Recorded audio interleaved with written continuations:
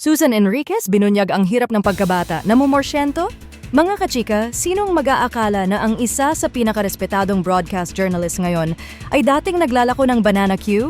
Sa isang bukas na panayam sa Your Honor, kasama sina Charis Solomon at Buboy Villar, binalikan ni Susan Enriquez ang kanyang simpleng pinanggalingan. Mahirap na pamilya lang kami unang pagbabalik tanaw ni Susan.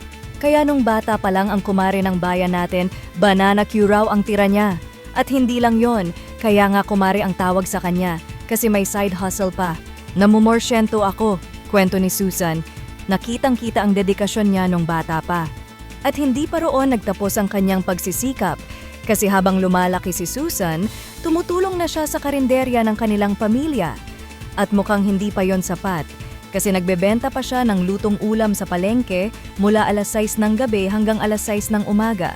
Kasi nga, ang ambisyon ni Susan, gusto ko talaga kumita kasi nga mahirap kami, ani niya.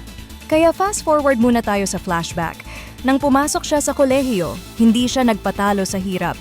Nag-apply ng scholarship at ayun na nga. Sa awa naman ng Diyos, nakapasa ako, saad ni Susan. Kaya naging working student si Susan. Eskwela sa weekdays, tindera sa weekends. Grabe mga kachika, kaya naman pala si Susan ang kumare ng bayan dahil inspirasyon ang kanyang kwento. Patunay na ang tagumpay, hindi agad-agad, kundi bunga ng sipag, tiyaga at determinasyon. Kaya ano sa tingin nyo mga kachika?